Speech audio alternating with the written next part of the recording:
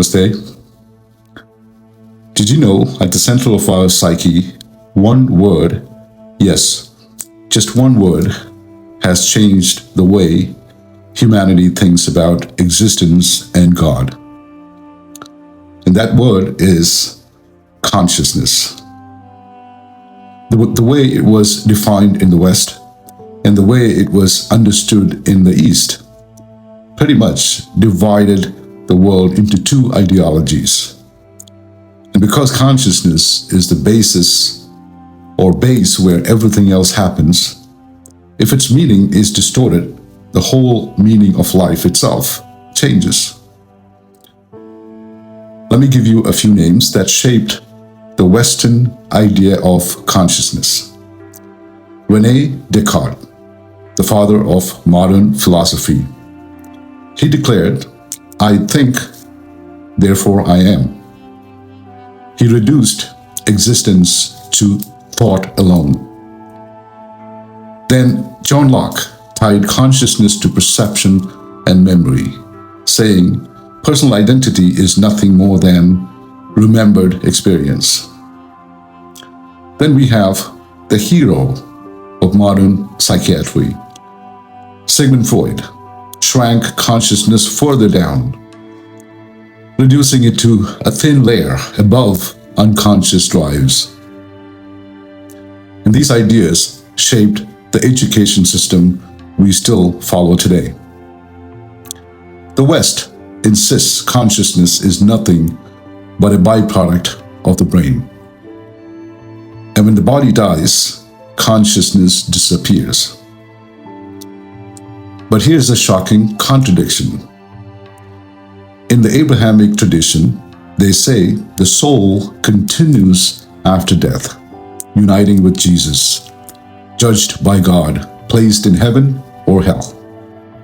So, what is the soul supposed to be? Isn't that individual consciousness itself? In one breath, consciousness dies with the brain, and in another, they unite with Jesus.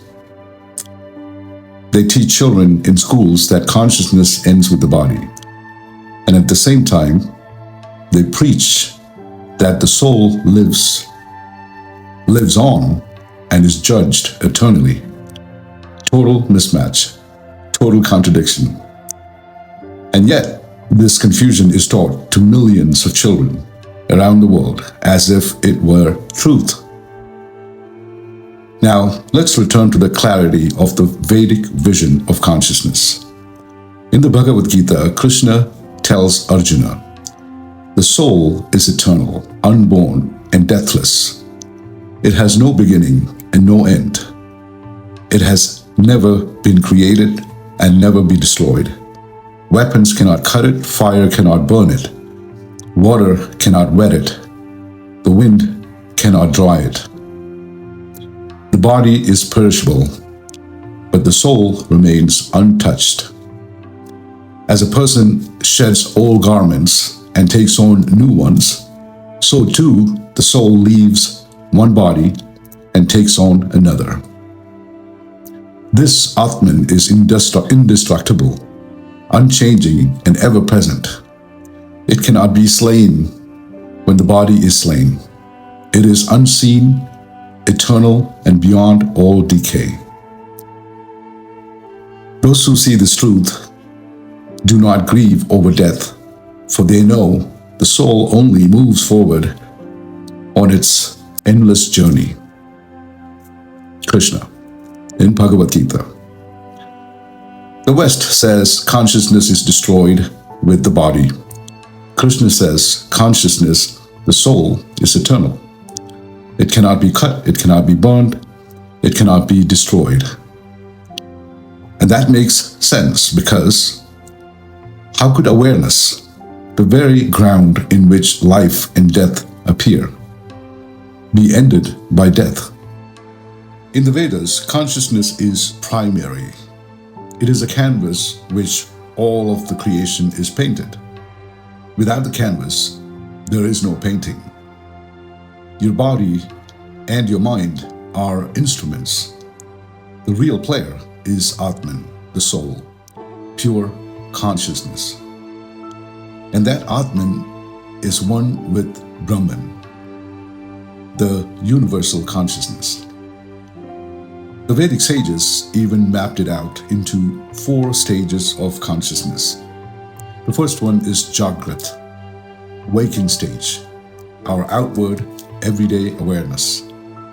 The next one is Swapna, dreaming stage, the subtle workshop of memory and image.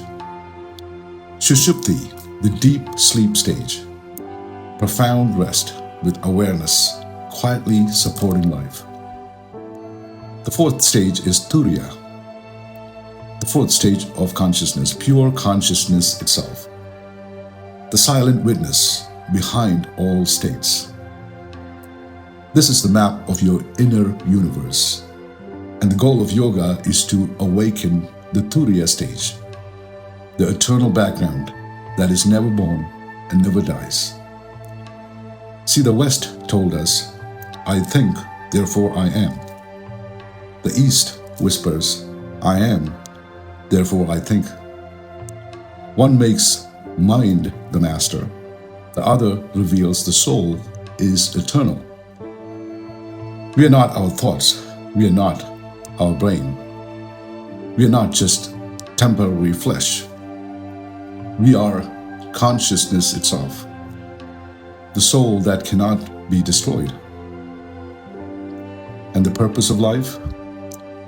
To realize that truth, to live steady, awake, and free. That is the real meaning of consciousness. If this opens something inside you, type yes in the comments, so I know you're with me on this journey. Namaste.